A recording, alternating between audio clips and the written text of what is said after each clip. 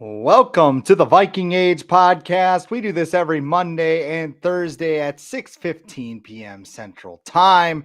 Make sure you subscribe to the Viking Age YouTube channel, comment, do all those cool things so you never miss a new episode. My name is Chris Schad. I am joined by my co-host Adam Patrick, and let's start right away with the big news for the Vikings. The Vikings are hosting former Green Bay Packers outside linebacker Za'Darius Smith. 26 sacks in 2019 and 2020 with the Green Bay Packers. Played in just 2 games last year. He has former experience with Vikings assistants Mike Pettin and Mike Smith, who coached him in Green Bay, and he agreed to a 4-year, $35 million deal with the Ravens, but he backed out. So the Vikings cannot afford that number. But Adam, let's start here. How do you feel about Za'Darius Smith almost coming to Minnesota? I mean, right before we went on here, he just tweeted out, meet at the quarterback, which is supposedly the saying of the famed purple people eaters. So that that's either him having fun with social media, like other players like to do today, or he's indicating that he might be close to signing with the Vikings. I think it makes a lot of sense given that the Vikings are switching to a 3-4 base defense, and like you mentioned, he already has experience with their outside linebackers coach Mike Smith and their defensive assistant or assistant head coach or whatever, Mike Pettin. So it makes a lot of sense. The Packers cannot afford him because they can barely afford the guys on their own roster.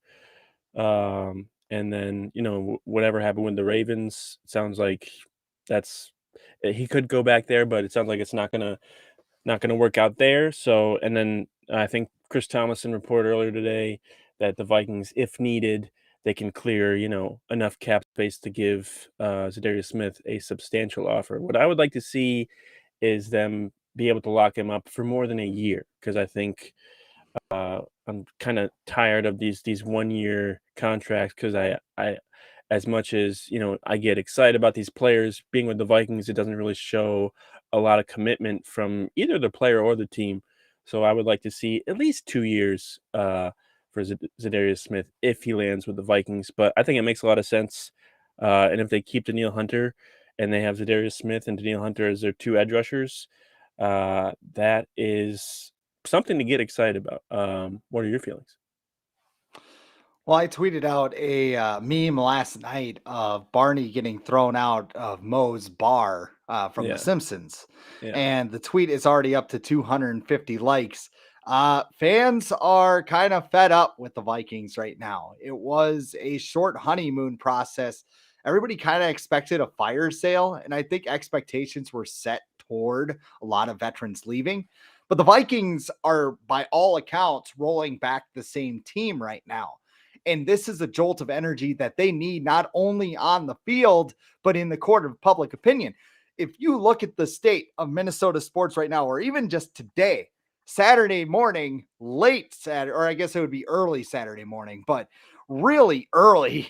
And somehow I was up for it. The Minnesota Twins signed Carlos Correa. Everybody's excited about that.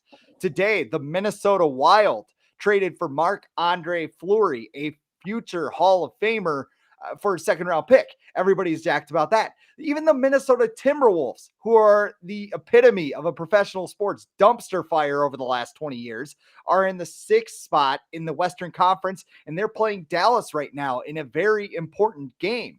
And the Vikings are just running back a team that has now been under 500 for 800 days. yeah, That is not good. no, So any bit of positive news that they could use, they're going to take it. And Za'Darius Smith would be that positive news. Viking fans are very familiar with him destroying our offensive line. Garrett yep. Bradbury in particular, but who hasn't? Like, I think him and Hunter would be a very formidable pass rusher. And I think with the new scheme, you're not going to see what you saw with Unique Ngakoue, because when he came in, Yeah. everybody was excited and been like, all right, that's awesome. We got 2 pass rushers. And then the Vikings coaching staff decided they didn't want him, which turned out to be foreshadowing the brawl between Zimmer and the Vikings front office toward the end of the tenure. So I am lukewarm about it because I know the Yeah. salary cap is kind of a tricky situation. It's a myth. But like, yeah, that's what they say, right? The Yep. Saints are proving it's a myth because somehow they can make $70 million disappear. Now, next Yeah. year, they'll only be 110 million over the cap or something, Yep. but They're who just cares? They're yep. under it this year, right? But no, I'm just cautiously optimistic because this offseason hasn't gone the way that many of us have expected so far. Yeah, I think that's fair because I think a lot of people are optimistic because just because, of the initial you know, press conferences and whatever from Kevin O'Connell and Kwesi Adolfo-Mensah and how welcoming they might seem and how different they are from the past regime. And then I think we kind of forget that Kwesi's in his first year ever as a GM. Kevin O'Connell is in his first year ever as a head coach. There is no guarantee that these guys are going to be successful, and there's no guarantee that they're going to be unsuccessful. I think the Vikings, the people that hired these people, are kind of banking on Kevin O'Connell kind of being like a Kevin Stefanski was for the Browns, where he was a rookie head coach. He went to a team that needed some new leadership and new direction, and I think they're kind of just banking on that. And then the Browns, Stefanski led the Browns to the playoffs that year, so the Vikings are kind of hoping for that. I think this Za'Darius Smith signing would be a sign towards still wanting to compete. Then after they do this, I would like them to sign somebody, maybe on the offensive line who's not a utility guard or someone who has 8 starts in their entire career. Maybe a J.C. Treader who was with the Browns when Kwesi Adolfo-Mensah was there. Of course, then you have to figure out what to do with the immaculate Garrett Bradbury, who Kevin O'Connell was apparently infatuated with. But this even this meeting with Za'Darius Smith, I think, is a good sign that the Vikings are moving in a direction to try and bring in more pieces because right now they only have like 35, 40 players on their roster and they need 90. So they gotta add a bunch and they're not going to do it all through the draft. So I think we still got a bunch of moves to see them make. This might be it could be their biggest, it could be they're not, but I like the cautiously optimistic view because I think that's the approach you have to take with this new regime because we just don't know whether it's good or bad. And also, I would like to say this because I think a lot of people have maybe been getting after me and you for just stating facts and kind of being honest. Honesty is not negativity, okay? Just because we're not all happy and just jumping for joy that the Vikings have a new regime and I think we are happy that they made this decision, but we're also realistic and knowing that it's not a guarantee that this first year GM and this first year head coach are immediately going to come in and be successful. And that's not negative. That's just stating a fact. So that's what I want to say on that. Is there anything else you have to say? I mean, thinking about it on that standpoint, I think you and I were talking afterwards. Like, we love the Vikings. We're both Yeah. Viking fans. Yeah. That's why we're here, right? I just don't like lying to my audience. Right. Like that's Right. just kind of the thing. I kind of feel like this team has just tried the same thing over and over and over again. When you see them doing the same things that the last regime did, you have a lot of questions about it. And I know it's only been 3 official weeks since they got started. I guess Mhm. technically Quasi was hired in January, but they haven't had a lot of time. And they also have to be careful that they don't make a move that ruins their franchise. And I don't think that makes Mhm. them cowardly by any means. Yeah. Matthew Collar was talking about on today's Purple Insider podcast that Robert Woods gets traded to the Tennessee Titans for a 6th-round pick because the Rams have salary cap issues. Well, the Yep. Vikings have salary cap issues too, but if Kwesi trades Adam Thielen for a 6th-round pick, we're going to want him ran out of town. Like, he Yep. can't lose his first trade. So Yep. that's why we're sitting here kind of with all those things. And it feels like we've seen the same movie before. But if they sign Darius Smith, it's a step in the right directions. It shows them they have an Yep. idea of how to improve this team, which right now it just looks like they're just going to happily run back the same guys and hope Kevin O'Connell's field trips do something. I don't think that's negative. I think that's just kind of skepticism. It's Mhm. constructive criticism. Yep. And if they wind up making a couple moves to make this team better, we're all going to feel better. We're going to feel jacked. I mean, Za'Darius Smith is just one step in a line of several other moves. Like if they have a great draft, it's whatever. My biggest issue with this is based off of a piece that I wrote last August about Mike Zimmer. And it was called Somebody Give Mike Zimmer a Cigarette, because this whole team is organized like a slot machine. There's a whole bunch of outcomes that they're hoping just all hit and they hit the jackpot. And Zimmer eventually ran out of money in his coin purse and had to get hauled away by the pit boss. Well, now Kevin O'Connell's sitting down. It's like, oh, what are these smokes doing here? I guess I'll take a couple of spins. And 2 years later, he might be getting hauled out just like Mike Zimmer was. That's not saying I hate Kevin O'Connell and everything. I think he could be a very good coach, but I also think, hey, just to act like a new coach is going to snap his fingers and things are going to get better, it's just not realistic. So Yeah. Well, and I a don't bunch know of the if you a bunch. feel. Oh, go ahead.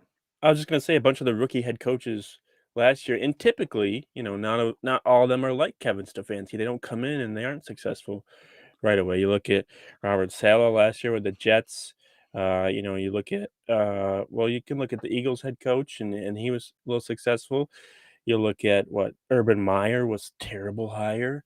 That's a Real whole grinder nother though. that's a whole nother A real issue. grinder. Yeah, the first year head coach in Houston, like again, these are all like you could say separate cases, or these are all separate cases, and they're different circumstances for the Vikings and whatever. But being a rookie head coach is not easy. Like Kevin O'Connell, he was an offensive coordinator. He's got a lot on his table right now, and he's never had anything like this before. I'm sure he has a ton of help from Mike Pettin and a bunch of guys on the staff, but it's still a lot for someone in their first year. You think about quarterbacks coming in and everything they have on their table in their first year, and they say how everything just moves so fast. I feel like being a first year head coach is probably similar.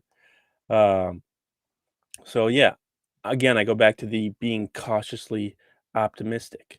Yes, we like to be optimistic, but you also don't want to be delusional, which sometimes I feel like that line is kind of teetered or whatever. So I like I the cautiously optimism or cautious and optimism. I Yeah. think I think one of the most frustrating things about this is that once Kirk Cousins was signed, and I'm not saying it's entirely Kirk Cousins' fault. I don't want to go down that road, Why but not? with this entire team just kind of being ran back, it's another year of Vikings fans being divided, because you Yeah. have a group of Viking fans that are kind of like us, where it's just like, hey, this team has a lot of good players, but they're getting kind of old, and you got to keep an eye toward the future.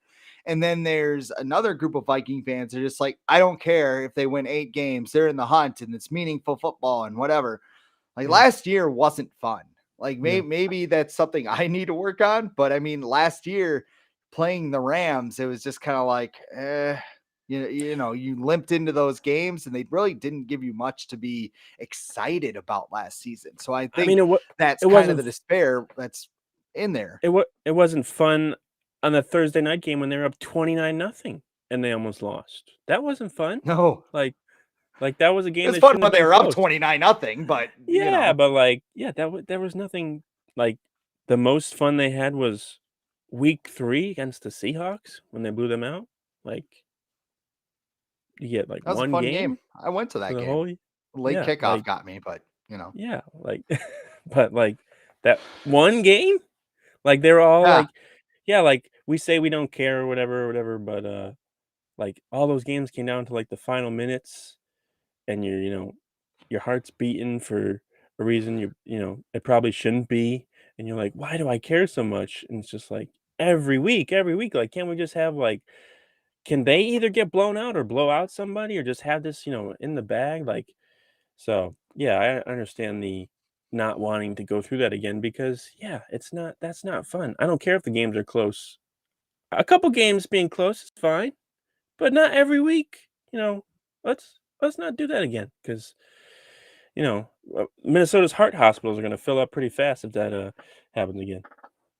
Well, let's talk about something positive then, and that is Danielle Hunter staying on this roster. The Vikings had a deadline of Sunday for an $18 million roster bonus for Yep. Danielle Hunter. His cap hit was $26.1 million. And the Vikings were just like, no, we're going to keep him. Because it Mhm. started with Ben Gessling saying, hey, they're going to trade him. And everybody's kind of bracing for the worst. They wind up keeping him at that full number. Um, Very weird that they Mhm. would just say, "Hey, let's go ahead and pay it," especially with the Vikings cap issues. Mhm. I wonder because that bonus can be switched to a signing bonus and spread out. Maybe Mhm. that is how the Vikings are planning on Mhm. making a substantial offer to Za'Darius Smith. That Mhm. could be a long-term offer. And that could be kind of a problem with Danielle Hunter because he's got a very bad agent, if we're being honest. Like he should honestly call Mike McCartney and see if he's willing to represent him because he always seems to get Kirk Cousins paid. But what do you think about Danielle Hunter staying on this roster and at this price point? I wouldn't rule out that he's not going to get traded either because the Vikings can still clear 14 million if they trade him before June 1st. So I wouldn't rule that out completely, but I think what this says is that the Vikings probably didn't get what they thought they could in their trade talks, and I think it was Jordan Rodriguez from the Athletic who covers the Rams pointed out that the Rams were interested. Well, what do we know about the Rams and their draft picks? They don't have any first round picks for like the next 19 years. So they clearly were like, oh, well, maybe we can get this guy for, you know, a second rounder or a third rounder. And I don't know if that's what the Vikings were willing to do. Maybe a second rounder. They should be willing to give up Daniil Hunter for a second rounder, but possibly, a third rounder. I think Jeremy Fowler also threw out that the Browns were interested in Daniil Hunter. I don't know if this was before or after they acquired their new quarterback for 3 first-round picks. So I just think the Vikings didn't get the offers they thought they were going to get, which is understandable because, as much as we like to say, he had these freak injuries the last 2 seasons, he still has only played 7 games, and he everyone knows he's gonna wanna get paid more as well, but I wouldn't rule him out, getting traded, especially around draft time or this summer, depending on what teams get in the draft and what injuries happen this summer, but I think if you have Danielle Hunter and Za'Darius Smith on the field at the same time, you've gotta be feeling pretty good about your defense, especially the pass rush. So if they can find a way to keep him, I would like that. But at the same time, I wouldn't be surprised if they trade him. If they get an offer, a team who's desperate and they do present a first round pick, then that's something you have to take. So let's not rule that out yet. You know, out of the guys that could have moved, I think Hunter was one of the guys that I was like, keep him at Oh all yeah, costs because he is a very good pass rusher. And he's 27 years old. Like all these guys, keeping Thielen. Yeah, he's good, but he's 32. Harrison Smith, I think, is 34. Um, yeah, Trying to up think there. who else. Kendricks is 32. Like Yep, all yep, yep. these guys are on the wrong side of 30 and they're kicking the can down the road. Kirk Like they're gonna Cousins. they're yeah, they're going to get Bobby Bonilla money. They're just going to get paid until the end of time Yeah. for no reason other than go 8, 9 wins. And can Kevin Yep. O'Connell prove us wrong? Yeah, absolutely he could. I, Yep. I think Yep. so. I mean, Yep. if he comes out and he's really good at this and, the whole culture thing is Mhm. actually a thing, Vikings could win 10, 11 games. I could Mhm. see that. I think our Mhm. frustration is, this isn't a Super Bowl team. I think when you're talking about building something sustainable, Daniil Hunter should be a part of that. Now, Yeah. here's the counter argument on that, though, because when you look at Daniil Hunter, you could say, okay, he's a really good pass rusher. He's a really good all around defender. He sets the edge, what the Vikings couldn't do at the end of last season, right? But you look at this draft class and you look at what's left in the free agent class, and there's a lot of solid edge rushers that you could pay to get a guy. So maybe you don't have Daniil Hunter on one end, but Yep. maybe you trade him for a second round pick. You get Za'Darius Smith. You sign a edge rusher in free agency. You Shadavian get a Clowney. couple of edge defender. Yeah, you get a couple of edge defenders in the draft. Like you just load up on edge defenders with your picks and suddenly you have about 4 or 5 solid guys that you could have for one Daniil Hunter. That's not Mhm. to say that Hunter is not a solid, superstar player, but Right. the Vikings' biggest problem is depth. Yep. Like that's the issue. So if you could find a cost-effective thing to turn that into 3 or 4 more players, sure. Would you rather have one great player or 3 or 4 good players on the edge? Like, that's a fair question. Yeah, I think it depends who that is because you could if you ask someone about that about Aaron Donald, I think they're gonna always pick Aaron Aaron Donald. Donald. Yeah. So, I think it just depends, what you're asking. Debunked my own theory. I think this regime, well, at least I knew who Aaron Donald was, which is not something Urban Meyer can say. But I think this regime where Kwesi comes from values the trenches, which would indicate that they would like to keep Danielle Hunter and they value that he is a very good pass rusher. You know, the key is keeping him happy and deciding whether or not to keep him long term or not.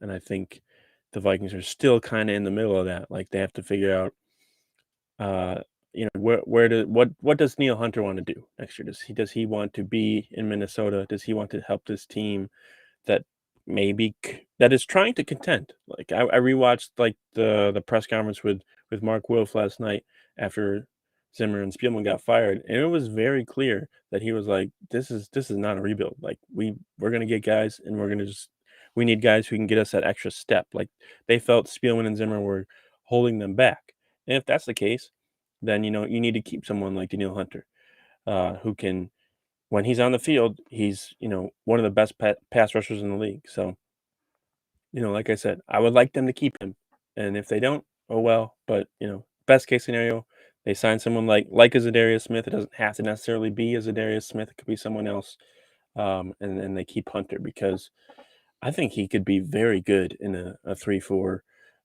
base defense, just like standing up, rushing from the outside. So I'm very curious to see how he does in that, and that might even like help him stay healthier because he doesn't have to be in a 3-point stance all the time and make contact immediately with some of these big offensive linemen. He can just stand up and kind of avoid them. So we'll see. Anything else you think on Danielle Hunter? I kind of agree with you on the 3-4 thing because I mean the guy's built like a UFC fighter. I Yeah. think I'm not sure what he does for like hand training and like kind of Right. working on his moves and stuff, but I mean it might be a good thing. Yeah, you're giving up another step to the offensive lineman you're going up against, but I mean that running head of steam with Danielle Hunter, I don't think I'd want to deal with that. So it'll be interesting. I don't know. The only thing that I could think of is we could be looking toward a hold in, which TJ Yeah. Watt did last year, Yeah. where he reports to camp, gets his money, but he just refuses to do anything. And Didn't he do the that? team doesn't. Didn't Danielle Hunter What's that? kind of do that?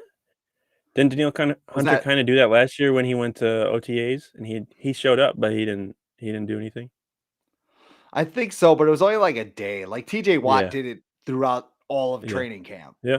Which I mean, it's training camp. He's a veteran, but he wound up having a lot of injuries because he didn't participate in those drills. Yep. That is a correlation. So I don't know. We'll just see what Or you could be happens. like I guess you you could be like Dalvin Cook and threaten to hold out and then realize, "Oh, yeah, I can't do that because I'm gonna get fined 50 grand a day." So, just kidding. I'll be at camp. Don't worry about me. see you there. See, we'll Yeah. talk about the contract when we get there. It's just one of the many memorable moments over the past 800 days where the Vikings have been under 500. I feel like I should.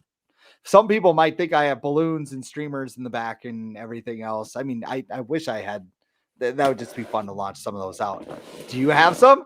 I have a balloon right here. It's It's a trolls. big purple. It's a But big yeah. purple balloon. Yeah, yeah, Yeah, sure. yeah. I don't know. We're not celebrating this. This is No. just kind of No. a big number because that's I think something that people Too forget. big. And Too big. over the last couple of days, we kind of talked about it a little bit. The Vikings have decided to run a lot of this roster back. Kirk Cousins has void money on his deal. Adam Thielen has a little bit of void money that's been reported. Nobody knows how much, but they're basically charging the credit card for 2024 and 2025 for this season. And really, if you bring back the same guys, I don't know if that's a wise idea to do that for a whole bunch of people in their 30s. So we talked about Za'Darius Smith coming on and making this a better team. Is this team going to be better if they hit on all their draft picks? Because I think at this point, Kwesi needs to crush the draft, not Yeah. like a couple of contributors, like find maybe some kind of form of the 2015 draft where you wind up with 4 starters and 2 of them are all pros. Yeah, he definitely does. And right now the Vikings have 8 draft picks and they don't have one in the 4th round, thanks to Rick Spielman sending a 4th rounder to the New York Jets to get all pro tight end Chris Herndon. Not exactly. Yeah, he's got a lot of pressure on him to hit on this draft pretty immediately because the Vikings, top guys, ownership or whatever wants them to be a contender. Now, what is helping the Vikings is that pretty much every decent quarterback from the NFC is going to the AFC, it feels like. Or at least, all of the top quarterbacks in the NFL are in the AFC. Subtract, Tom Brady and Aaron Rodgers. But right now, it seems like the Vikings contending, like they probably won't even have to try too hard to get into the playoffs next season based on the players that are coming back and the other teams around them that are losing their players. Matt Ryan just went to the Colts today. We had Deshaun Watson go to the Browns. Russell Wilson went to the Seahawks. More could be to come as far as trades or whatever. The Packers are losing a bunch of players. Tom Brady is back, and then that whole division is just a wreck with the Falcons, Panthers, and Saints. I think the Saints just signed Jameis Winston too. Who are the 49ers going with? Jimmy Garoppolo's hurt. They sound like they're not too thrilled with Trey Lance's progression. So, like, contending for the Vikings next year is not going to be hard. Now, would I prefer them to do it with a roster that looks much, much different? If they want to keep Kirk Cousins, that is what it is. But you got to make some other moves. I feel like you got to make some tough decisions. There's a reason why the Vikings have never won a Super Bowl with this ownership, or even in the last 8 years. It's because they keep guys too long, and that's something that other teams who win Super Bowls are good at. They're good at getting rid of players before they even get to this point where they, are too long and they're treading water or whatever. So, it is what it is right now. I wouldn't take this plan. If you're going to keep some players, just get rid of some. Like I think not everyone, a lot of people were frustrated last week when they restructure Harrison Smith, restructure Thielen, sign a defensive tackle, sign a linebacker, uh, and extend Cousins. Like people are like, why did we get rid of Rick Spielman if we're just gonna roll with his roster pretty much and do the same things that he's doing? But again, that was the first week of free agency. So there's plenty of time, and Kwesi is meeting with the media on Wednesday. I'm not sure too much what he will say other than collaborate 17,000 times. Uh, but I'm still op- let's just make this theme of this episode cautiously optimistic. It should just actually be the theme of the entire offseason, because we just don't know. But that what they've done so far would not be what I would do because we talked about before 2022 you get like a free year to like a free pass to do whatever you want because you're brand new, and I feel like Vikings ownership would understand that, but that's not what they're doing.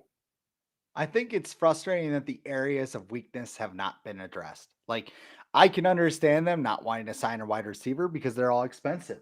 I thought my door just kicked open. Angry Vikings fans are like, we've had enough of your negativity, Chris. That's enough right there. I guess I left it open or something. I thought I heard something. Outside of the paranormal activity, like look at all the weaknesses that they had. Offensive line, the only addition they made is Austin Schlottman. Yeah. the secondary, they haven't made an addition. Cameron Ansler and Chris Boyd are your quarterback 1 and 2. Boyd's really good at the ground, but not good at defending opposing receivers. Who is starting next to Harrison Smith? Is it Cam Bynum or is it some other free agent that they're going to grab? I think most of the areas are set, but I mean, you probably still need 3 corners. You could draft a couple of guys that would be okay with. I mean, people are going to lose their minds if the Vikings take a corner in the first round. I would be jacked. If it's Sauce Gardner, I can't do backflip, but I mean, I would attempt it, which might be bad because I'd be out on this podcast for a couple weeks. But I mean, Sauce Gardner would be great. Daryl Stingley, people are kind of scared off because of Liz Frank injury. I don't know. I mean, it's not do your homework. Yeah. That's it. I mean, once those weaknesses kind of get filled up with something other than like a 1-year band-aid, I think we'll feel a lot better about things. But as of right now, like you still look at this team, it's like, okay, you still got the same problems you had a year ago. Like, how do you fix them? Yeah, I think once the Vikings once they probably draft a quarterback, that's not in the third round or later. Like once they draft one in the first or second round, I think that's when people are going to be like, okay, I think, things are going to be changing and, they're trying to do something different. And that's not to say that they will either, because from what we've learned so far, it doesn't sound like they want to move on from Cousins. They're very, he's a very accurate quarterback, so they want to keep him around because he's got one of the strongest arms in the league, and he's incredibly accurate. If you haven't heard, he's accurate. So that's why they want to keep him around, see what they can do. But there's a bunch of time in the offseason. We saw the Vikings, what they signed Breland in like June or July. So they can probably It do was some of that late, stuff. yeah. Yeah, they can do some of that stuff too. Not that it helped at all because he was terrible. So I'm not maybe suggesting they do that. But I don't know. I don't even. I've been kind of trying to sit back and try and stay positive to what these guys have been doing so far, and I'm not impressed, but I'm just like, okay, just I guess we'll just wait and see what happens. But I think we bringing back a lot of people, like if a lot of like Trey Waynes was released today by the Bengals, and immediately people were like, bring him on a vet minimum contract back to the Vikings, and I was like, no, no, I'm sitting don't here bring going, okay, yeah, whatever. Give me no, don't bodies. like Give me bodies. I want new I would people. take Trey Waynes over Chris Boyd. Yeah, but I want new people in here. I don't want people that I know. I don't want people that I That's know fine. we've already Yeah. seen before, like that we've seen fail. That's what I want. I want someone to come in here that I have never seen fail inside US Bank Stadium. And if it doesn't work, then it doesn't work. But I just want we got an entire new regime, so I want to see new things. I think that's why people were so excited about these two guys coming in, and then so far there hasn't really been a whole lot of new stuff. So whoops, those are, that's my thoughts, I guess. You have anything else? Well, I got one more topic here, but I want to ask this because it was on my mind today. So Matt Ryan gets traded to the Indianapolis Colts. For the longest time, the Vikings were the place where quarterbacks go to die. Is Yeah. Indianapolis that place now? Um, I don't know. They still have a first round pick next year, right? I think so, because they only gave a third to the Falcons, so they could look at Matt Ryan as Their a first winner went to Philly for Carson Wentz, though, right? this year. Or are you talking This year. 2023? Yeah, I'm talking about next Yes. year. They have a first, Okay. which is supposedly the better quarterback draft than this year. So this could be a 1 or 2 year, you know, flyer on Matt Ryan. And you look at the options they had out there. It was like Baker Mayfield, no. Jimmy Garoppolo. They didn't like Jimmy Garoppolo because he wasn't gonna be able to like work out until training camp, and they would rather, if you're a new quarterback, they want you in their system like in OTAs and stuff, working out. So they didn't I like think the him. Niners are going to have to cut him. Like Uh, I think unless like, they're gonna do a like a Sam Bradford type of deal where like someone gets hurt, say like Joe Burrow goes down or whatever in training camp or in preseason. then because Garoppolo, you only got to have him for a year. So a lot of teams are going to be like, and it's only like 20, 25 million. So a lot of teams are going to be like, okay, we need a guy we want to beat still. So let's take a chance on him because injuries happen. This is football. It's going to happen. So I think the Niners are probably banking on that more. They also don't feel too good about Trey Lance, so they might just keep him. They might keep Garoppolo because they were a game away from the Super Bowl last year. So it's not like they're terrible with him on the field. Um, but the Colts, yeah, like I don't think they had many options, and Matt Ryan was their best option. His salary is not great, but the Colts can afford it because they have like a ton of cap space. And I think Matt Ryan is better than Carson Wentz. I think Matt Ryan is a little underrated, and I think he probably had to do more than he had to or more than he should have in Atlanta. And with the Colts, they have Jonathan Taylor and good defense, so he's going to be able to just kind of play to his strengths a little bit like Matthew Stafford did with the Rams. So I think that's what the Colts are making on. Like, the Rams just did this with Matthew Stafford. Why can't we do this with Matt Ryan? So I'm curious, but they're also in the AFC, which we just talked about is just going to be a bloodbath next year. So, I don't. Maybe the Colts can sneak in. Their division isn't too tough. The Titans, I guess, but yeah, I don't think it was a bad trade. What did you think of it?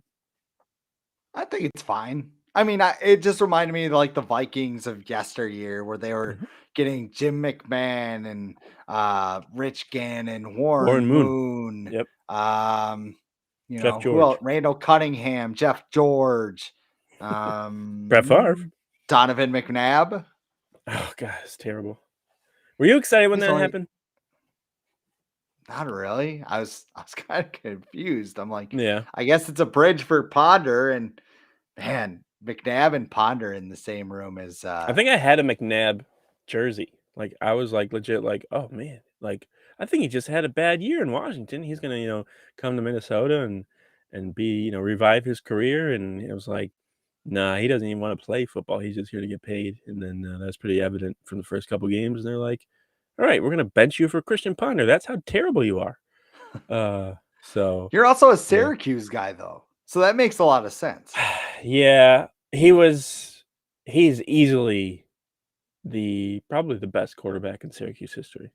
Um, Now I wouldn't say player because they had Jim Brown and did they have Gale Ernie Davis. Sayers? Ernie Davis. You're right. You're right. But did Yeah, Gale Sayers? Sayers went to Kansas, but yeah, Oh yeah, you're right. Yeah, you're right. But yeah, Ernie Davis and Jim Brown. So obviously McNabb is not the best player to come from Syracuse. Marvin Harrison as well. Went there. Dwight Freeney. I'm just gonna sit here and name Syracuse players because they had like 5 that were Chandler good. Jones. Did he That go is to honestly, Syracuse? Yeah, he did. You're yeah, right. You're right.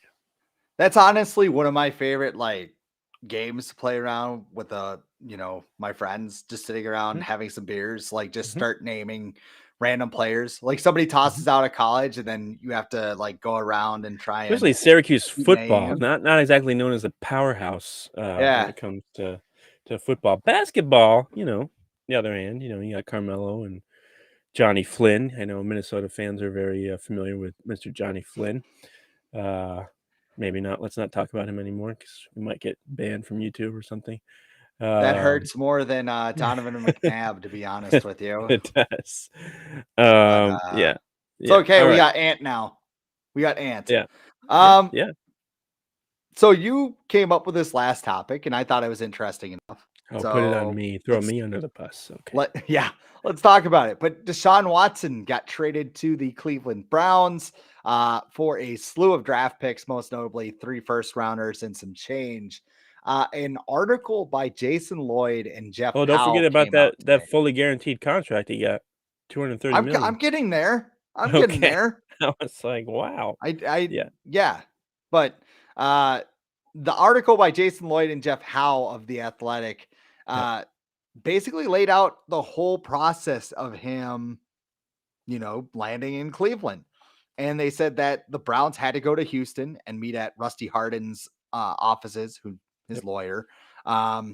They talked with him. It was just a couple of people, and they said the Browns' homework before the thing was that uh, they talked to Watson's defense attorneys who said, "Oh yeah, it's fine," which totally makes sense because there's defense attorneys. What are they going to say? No, yeah, you don't do some bad stuff there. But Don't sign him. his prosecutor attorney was like, "Hey, like they never talked to me. If they talked to me, they would never would have traded for him." Yeah. But what I got a kick out of was this whole thing felt like a free agent courting thing where everybody went Mhm. to him.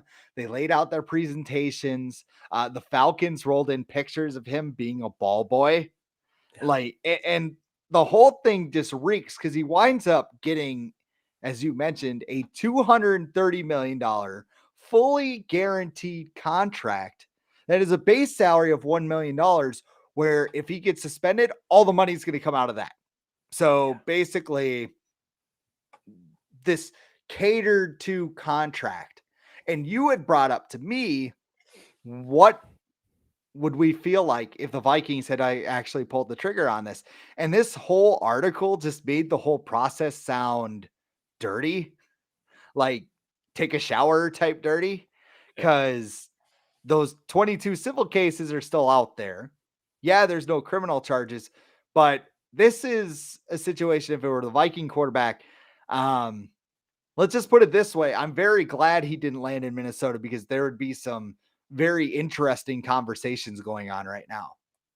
For sure. I think the Athletic article also mentioned that they talked to Watson for a half hour about his legal situation. Um, and then the rest of the And time then was about back to football. football. Huh. So that's all they needed, a half hour. Like, And then they're like, here's $250,000 after talking to you for a half hour, which there's no guarantee that he's not going to do this again, or that what he's accused of. And these 22 civil lawsuits accusing him of sexual assault, sexual misconduct.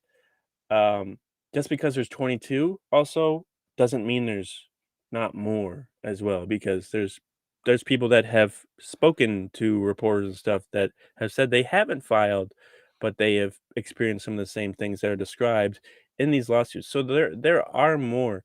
Yeah, the thing that rubs me the wrong way is that as soon as he found out he wasn't going to be indicted, teams were just like, "Oh, well, he's fine now. He's good to go." When one, he's gonna probably get suspended by the NFL. They don't know how long. Could be 2 games, 4 games, 6 games, the whole year, maybe. It really depends on what kind of statement Roger Goodell wants to do, because this is up to him. What he wants to do. And yeah, it was pretty gross that they gave him a 1 year or a $1 million base salary if he gets suspended and he doesn't lose a lot of money. Like, what? Like, you're like catering to his uh like not criminal activity, but disgusting activity, I would say.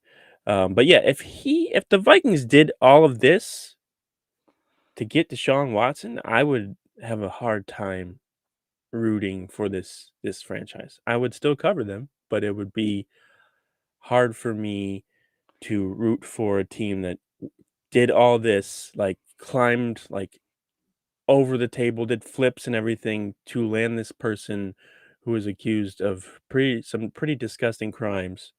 Not even crimes, but just accusations. Um, it sounded there were reports that the Vikings had some interest. A lot of teams did have interest. no.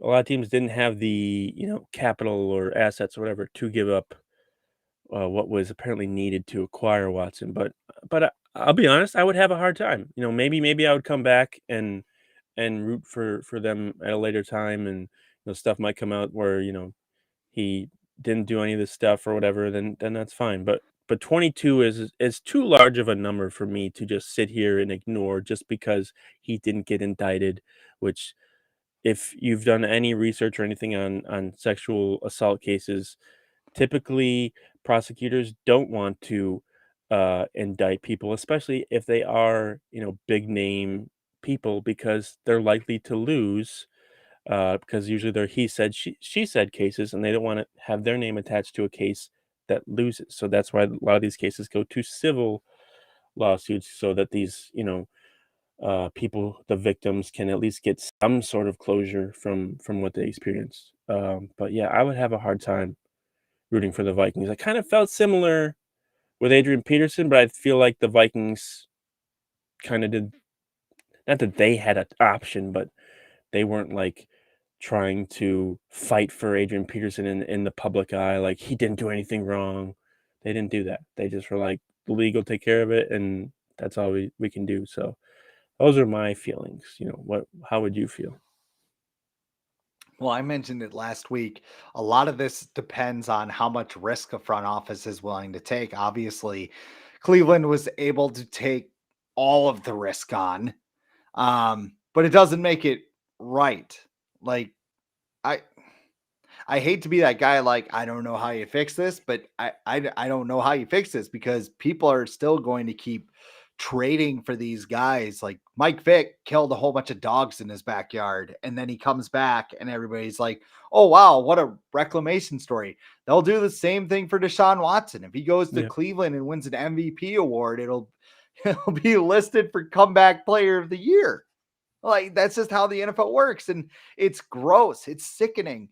It, there should be something done about it, and I feel bad that I don't have a suggestion on what they should do. Should Goodell just drop the hammer on Watson? Like, why do you have 22 cases? Like, what is going on here? yeah, Like, I I don't know how you do it, because a GM like Quasey, he's got a 4-year contract. If you have a superstar like Deshaun Watson available yeah, and you see him from a football standpoint, you're going, okay, let's at least call on this guy and see what happens. yeah, I think calling on him is just due diligence. But yeah, yeah, the whole recruiting thing and everything else just feels really sleazy. And yeah, it's just a weird situation all around. Like the Browns saying they want an adult at quarterback and they go and get him. Like what? yeah, yeah. And And then I read the other day that Colin Kaepernick's probably, his time is probably past to come back, because teams are too afraid. They don't want to get into that, PR mess or whatever. Uh, but what is Deshaun Watson like? People aren't going to ask Deshaun Watson a bunch of questions. Not a worse PR like thing than Colin Kaepernick. Kaepernick's like fighting for people's human rights, and he can't get anything in the league because he's quote unquote controversial. Like, Kaepernick should be in the league before Deshaun Watson. Like, the I have a league has problem. Yeah, embraced yeah. what Kaepernick was trying to promote now. And they're like, what? Who's And now they're Colin like, Kaepernick? yeah, we're gonna take all your ideas, but you still can't play, because we don't want you to answer any questions and get the spotlight on you or whatever. So yeah, it's like you said, it's probably gonna happen. Like, doesn't matter who it happens to. If you're good at throwing touchdown passes, if you're good at scoring touchdowns, if you sack the quarterback a lot, you're gonna get a pass. These are billion-dollar, these are businesses. These are billion-dollar businesses, and there's a lot of money at stake, and teams and owners are willing to do whatever it takes to make even more money. And morals do not exist to a lot of the teams. I'm not going to speak for all teams, because there are some teams out there that do make the right decisions when it comes to things like this. But there are also a lot of teams that don't. But I'm curious to see what happens to Watson moving forward. Like, what kind of, if he gets a suspension at all, and what happens with, will there be more cases? Will these get resolved? I've seen a lot of people who are longtime Browns fans who are like, I'm done with this team. Like, I'm done. Like, it's like this team is putting, you know, their team ahead of people who have been, allegedly victimized. And that doesn't feel right. It just doesn't feel, it feels slimy. Yeah. I think you said that. It doesn't feel right. So Thankfully, they did not trade for him, so we don't have to deal with this. And he is the Browns' problem or solution. Maybe he does come back and lead him to the Super Bowl, and then everyone's like, we should have traded for him. That could happen too. But right now, I don't think too many people are sad that he's not on the Vikings. That's all I have to say on that. Well, that is all the time we have for the Viking Age podcast today. Once again, we do this every Monday and Thursday at 6:15 p.m. Central Time. Make sure you subscribe to the Viking Age channel. Give us a comment, like, do all those YouTube things so you never miss a new episode. For Adam Patrick, I am Chris Schad signing off. We'll see you on Thursday right here on the Viking Age podcast.